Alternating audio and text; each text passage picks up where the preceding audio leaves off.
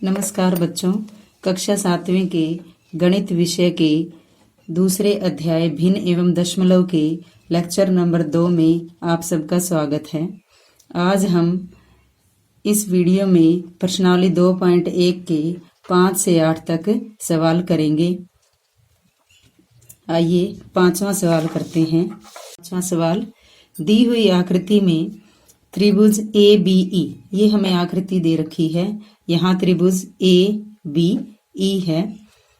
Number 2, आयत BCDE, BCDE ये एक आयत है, का परिमाप ज्ञात कीजिए। यानी हमें त्रिभुज और आयत दोनों का अलग अलग परिमाप ज्ञात करना है।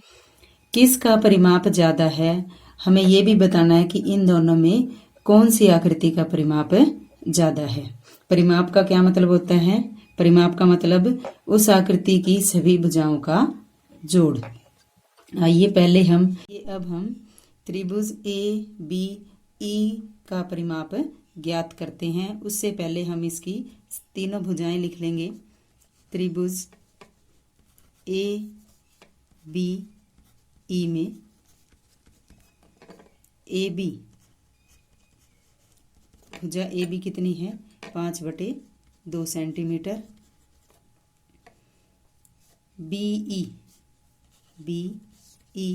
बराबर 2 सही 3/4 सेंटीमीटर। और AE कितनी है? 3 सही 3/5 सेंटीमीटर। अब AB 5/2 सेंटीमीटर है, BE 2 सही 3/4 सेंटीमीटर है। मिश्रित रूप में दी हुई है, इसको हम सही बटे हल कर लेंगे। 4 दूनी 8, 8 और 3 11/4 सेंटीमीटर। इसी तरह AE बराबर 5 दिए 15, 15 और 3 18, 18/5 सेंटीमीटर। अब त्रिभुज की तीनों का परिमाप ज्ञात करेंगे, तो हम तीनों भुजाओं का योग करेंगे। त्रिभुज ABE का परिमाप बराबर सभी भुजाओं का योग। क्या आएगा?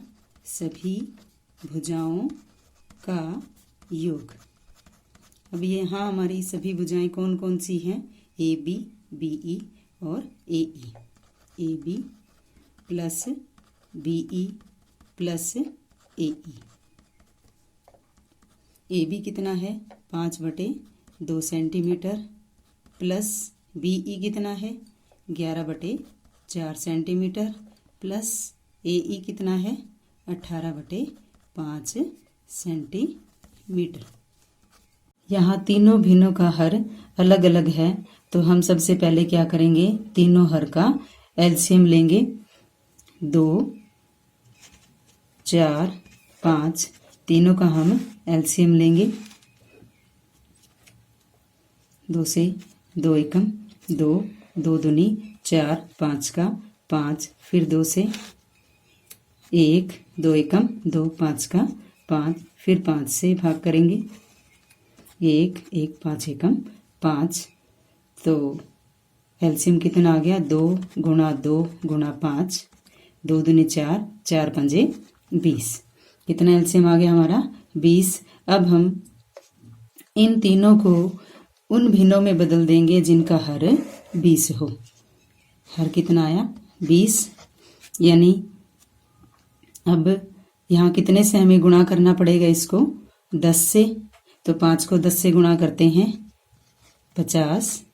प्लस अब 4 को कितने से गुणा करेंगे? 5 से, तभी 20 आएगा। तो इसी प्रकार हम 11 को 5 से गुणा करेंगे। 11 पंजे 55। प्लस 5 से भाग करने पर 4 आएगा। 4 से हम 18 को गुणा कर देंगे। 18 चौके 72 सेंटीमीटर। अब इन सभी को हम जोड़ लेंगे। 5 और 2 7, 5 और 5 10, 10 और 7 17, 177/20 सेंटीमीटर। अब इसके सही बटे हल कर लेते हैं। सही बटे हल करने के लिए क्या करेंगे? हम 177 को 20 से भाग करेंगे। 20 से भाग करेंगे, कितने पे जाएगा ये? 20 सत्ते 140। 140 तो छोटा रह जाएगा। 20 अठे 160। 7 में से 0 गए 7, 7 में से 6 गए 1, कितना शेष बच गया? 17। तो इसको क्या लिखेंगे हम? 8 सही 17/20 सेंटीमीटर। 8 सही 17/20 सेंटीमीटर क्या आया है? हमारे त्रिभुज ABE का परिमाप आया है। अब हम आयत BCDE का परिमाप ज्ञात करेंगे। तो आयत BCD की पहले भुजाएं लिख लेते हैं। आयत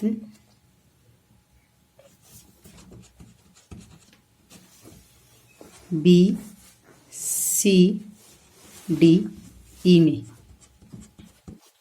अब आयत BCDE में आयत की भुजाएं कौन कौन सी हैं? BC बराबर ED, दोनों बराबर हैं, आमने सामने की भुजाएं बराबर होती हैं। तो ये कितनी है? 7/6 सेंटीमीटर।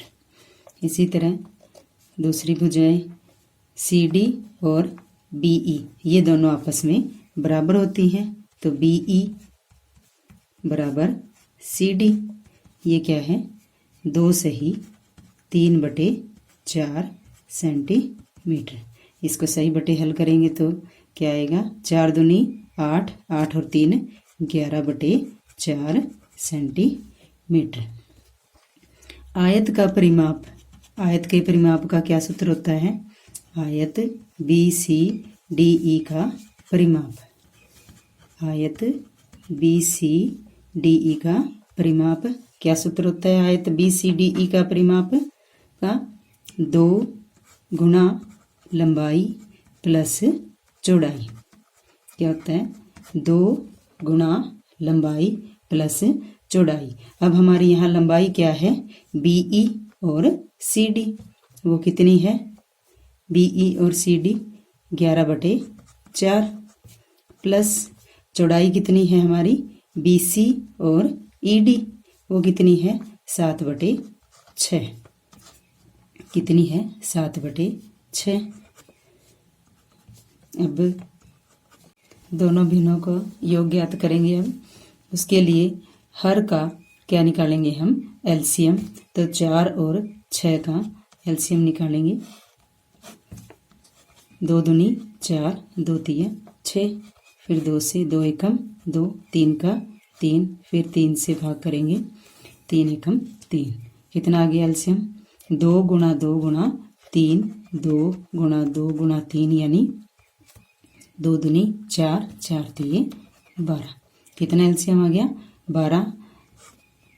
अब दोनों को हम 12 हर वाले भिन्नों में बदल देंगे। तो यहाँ में 4 को कितने से गुणा करना पड़ेगा? 3 से। उसी 3 से हम 11 को गुणा करेंगे, 11 तिये 33, प्लस इसी तरह 6 को 2 से, तो उसी 2 को हम 7 से गुणा करेंगे, 7 दूनी 14 सेंटीमीटर। 2 गुणा, अब 3 33 और 14 को जोड़ देंगे, 3 और 4 7, 3 और 1 4, 47/12 सेंटीमीटर।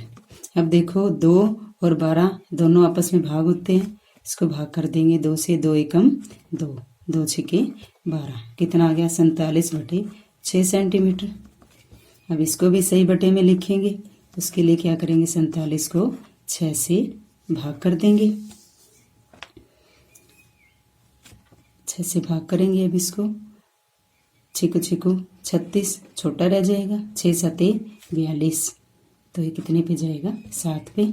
तो 6 सते 42, 7 में से 2 गए 5, कितना शेष बच गया? 5। तो इसको कैसे लिखेंगे? 7 सही 5/6 सेंटीमीटर।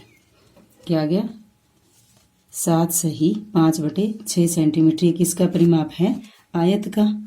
और त्रिभुज ए बी ई का परिमाप हमने क्या निकाला था? त्रिभुज ए बी ई का परिमाप क्या निकाला था हमने? वो 8 सही 17/20 सेंटीमीटर। क्या निकाला था? 8 सही 17/20 सेंटीमीटर। हमारा पहला भाग तो पूरा हो गया कि दोनों आकृतियों का हमें क्या निकालना था? परिमाप। अब हमें ये बताना है किसका परिमाप ज़्यादा है, यानी 7 सही 5/6 सेंटीमीटर ज़्यादा है या 8 सही 17/20 सेंटीमीटर ज़्यादा है। ये देखो, देखने से ही पता लग रहा है 8 सही 17/20 और 7 सही 5/6 में कौन अधिक है। अब ये क्या है? 8 सही, यानी ये 8 सेंटीमीटर तो पूरे हो चुके हैं और यहाँ पे 7 सेंटीमीटर, यानी ये 8 और 9 सेंटीमीटर के बीच में है और ये 7 और 8 सेंटीमीटर के बीच में है। तो इसका मतलब कौन बड़ा हुआ? 8 सही 17/20 सेंटीमीटर। और ये किसका परिमाप है? त्रिभुज ए बी ई का परिमाप। अतः त्रिभुज ए बी ई का परिमाप अधिक है। क्या है? अधिक है।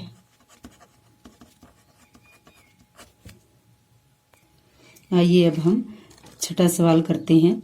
सलील एक तस्वीर को किसी फ्रेम यानी चौखट में जड़ना चाहता है। तस्वीर 7 सही 3/5 सेंटीमीटर चौड़ी है। कितनी है? 7 सही 3/5 सेंटीमीटर। चौखट में उचित रूप से जड़ने के लिए तस्वीर की चौड़ाई 7 सही 3/10 सेंटीमीटर से ज़्यादा नहीं हो सकती। कितने? 7 सही 3/10 सेंटीमीटर से ज़्यादा नहीं हो सकती। अगर वो इससे ज़्यादा चौड़ी है तो वो फ्रेम के अंदर नहीं आ पाएगी। तस्वीर की कितनी काट छांट की जानी चाहिए ताकि वो तस्वीर फ्रेम में आसानी से आ सके। तो इसको मैं एक कागज़ के माध्यम से समझाना चाहती हूँ। हमारे पास ये 2 कागज़ हैं, इसको हमने फ्रेम मान लिया। क्या मान लिया? इसको हमने फ्रेम, और इसको क्या मान लिया हमने? तस्वीर। अब इसमें देखो, लंबाई के बारे में कोई बात नहीं कही, इसका मतलब इनकी लंबाई बराबर है, सिर्फ चौड़ाई के बारे में बताया है। तो हम इसकी अब चौड़ाई देखेंगे। अब ये देखो, ये तस्वीर हम इस फ्रेम में रखेंगे तो ये इतनी तस्वीर बड़ी रह जाएगी, इस फ्रेम में नहीं आएगी। ये देखो, तो इसके लिए हमें क्या करना पड़ेगा? हमें ये फोटो काटनी पड़ेगी। अब यही बताना है कि कितनी काट छांट हमें करनी पड़ेगी। तो उसके लिए सबसे पहले लिखते हैं तस्वीर की चौड़ाई। क्या दिया हुआ हमें? तस्वीर की चौड़ाई। तस्वीर की चौड़ाई कितनी है? तस्वीर की चौड़ाई 7 सही 3/5 सेंटीमीटर। और जिस फ्रेम में तस्वीर को हमें जड़ना है उसकी चौड़ाई क्या दे रखी है? यानी तस्वीर फ्रेम की चौड़ाई, तस्वीर फ्रेम की चौड़ाई वो कितनी है? 7 सही 3/10 सेंटीमीटर। अब कितनी हमें तस्वीर काटनी पड़ेगी? यानी तस्वीर की जितनी चौड़ाई काटनी पड़ेगी। अब कितनी काटनी पड़ेगी इसका मतलब, अब तस्वीर की चौड़ाई काटने, इसका मतलब कि जो तस्वीर है उसकी चौड़ाई ज़्यादा है और फ्रेम की चौड़ाई कम है। तो हम क्या करेंगे? तस्वीर की चौड़ाई में से फ्रेम की चौड़ाई घटा देंगे। क्या करेंगे? तस्वीर की चौड़ाई कितनी है? 7 सही 3/5 सेंटीमीटर। इसमें से क्या घटाएंगे? तस्वीर फ्रेम की चौड़ाई 7 सही 3/10। अब सबसे पहले हम इनका सही बटे हल करेंगे। 5 सते 35, 35 और 3 38, 38 बटे 5 माइनस 10 सते 70, 70 और 3 73, 73 बटे 10। दोनों का हर बराबर नहीं है, इसके लिए हम क्या करेंगे, 5 और 10 का एलसीएम लेंगे। 5 और 10 का एलसीएम 5 से भाग करेंगे, 5 एकम 5, 5 दूनी 10, फिर 2 से भाग किया, 2 एकम 2। कितना आ गया एलसीएम, 5 गुना 2 10। कितना आ गया, 10 आ गया। अब इसको 10 वाली भिन्नों में बदल देंगे। हर कितना है 10, यानी एलसीएम हमारा कितना है 10। अब 5 से इसको भाग किया, 2 की 38 से गुणा करेंगे, 8 दूनी 16, 3 दूनी 6 और 1 7, 76 माइनस यहाँ 10 है, हमें ज़रूरत ही नहीं गुणा करने की, 73 का 73। कितना बच गया, अब 76 में से 73 घटाएंगे, 3 बटे 10। कितना बच गया, 3 बटे 10 सेंटीमीटर। यानी हमें कितनी तस्वीर की चौड़ाई काटनी पड़ेगी, 3 बटे 10 सेंटीमीटर। 7वां सवाल, रितु ने एक सेब का 3 बटे 5 भाग खाया और शेष सेब उसके भाई सोमू ने खाया। रितु ने कितना खाया, एक सेब का 3 बटे 5 भाग खाया और बाकी बचा हुआ उसके भाई सोमू ने खाया। सेब का कितना भाग सोमू ने खाया, किसका हिस्सा ज़्यादा था, कितना ज़्यादा था। हमें क्या बताना है कि उसके भाई सोमू ने सेब का कितना भाग खाया और दोनों भाई बहनों में किसका हिस्सा ज़्यादा था और कितना ज़्यादा था, ये बताना है।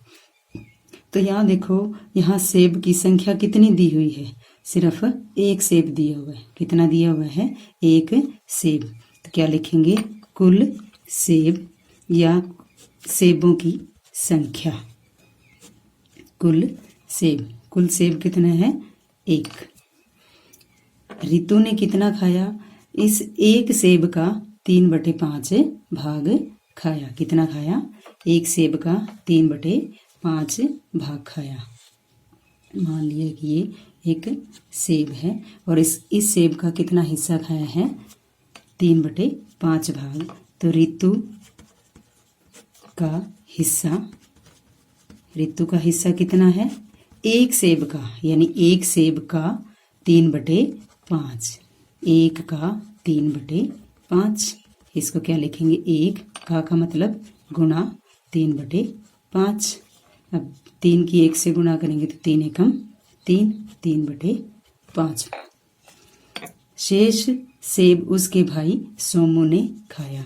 अब सोमू का हिस्सा कितना होगा, सोमू का हिस्सा क्या करेंगे हम, उसमें पूरे सेब, जो ये पूरा सेब था उसका में से 3 बटे 5 उसका भाग घटा देंगे। या सेब कितने हमारे पास, 1 में से 3 बटे 5 घटा दिया। अब इसको कैसे हल करेंगे, जैसे हमने पहले किए हैं वैसे ही 5। अब देखो यहाँ इसका हर कितना है, हमें नहीं दिखा रखा, कितना है, 1। इसको हम सिंपल तरीके से भी हल कर सकते हैं कि 5 की इससे सीधी गुणा कर सकते हैं, 5 एकम 5। हर कितना आ गया यहाँ पे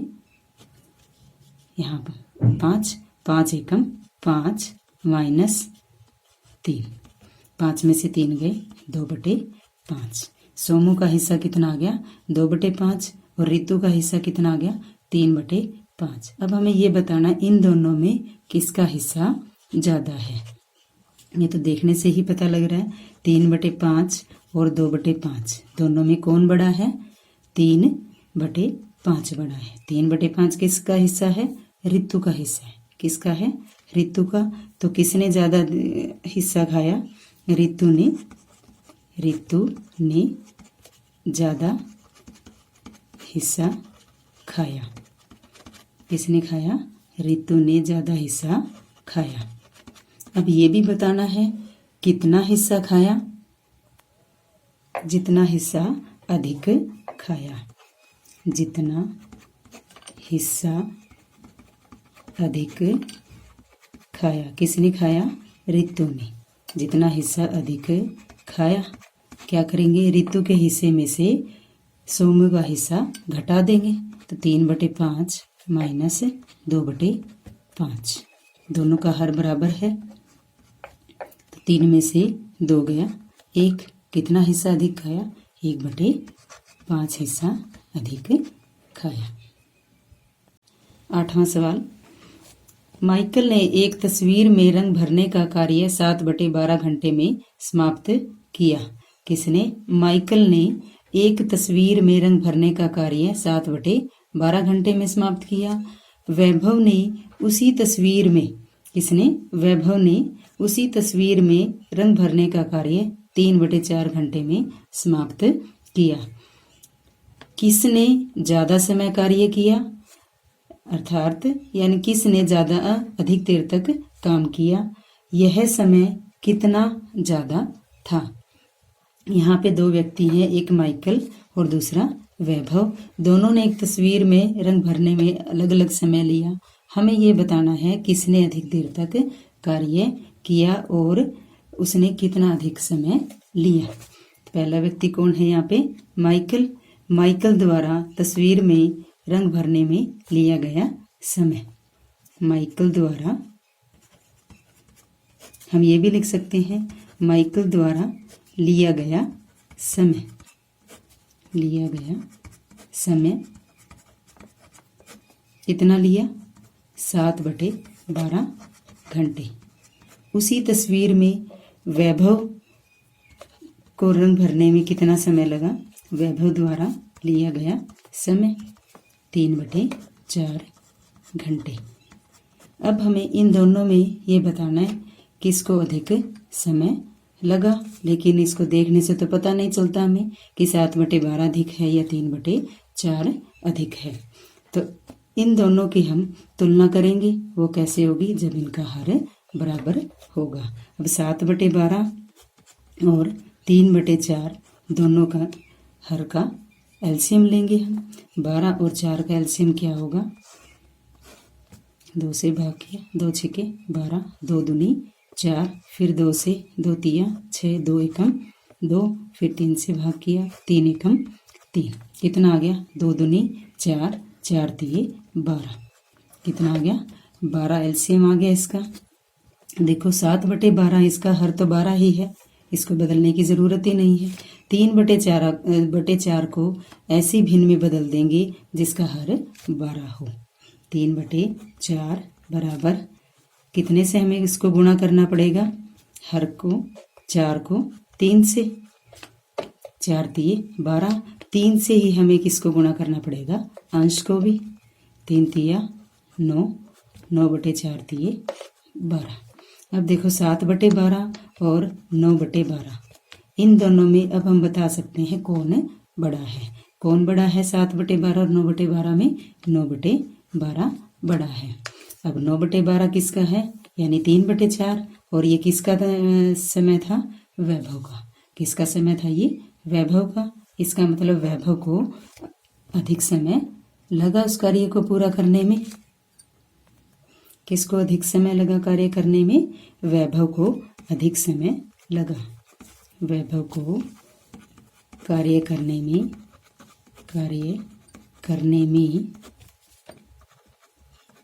अधिक समय लगा।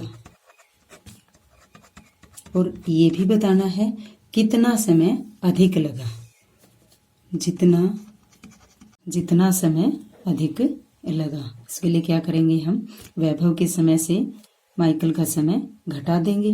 वैभव का कितना था? 9/12 माइनस माइकल का कितना है? 7/12। दोनों का अब हर बराबर है, तो 9 में से 7 गए 2, 2/12। अब देखो ये दोनों एक दूसरे से यानी 2 से भाग हो सकते हैं, तो इसको हम सरलतम रूप में बदल देंगे। 2 एकम 2, 2 छके 12। कितना आ गया? 1/6 घंटे। कितना अधिक समय लगा उसको? 1/6 घंटे। ये हमारा आंसर है। हमारे इस वीडियो में 5 से 8 यानी प्रश्नावली नंबर 2.1 के सारे सवाल हो गए हैं। ये आप अच्छे से अपने कर लेना। धन्यवाद।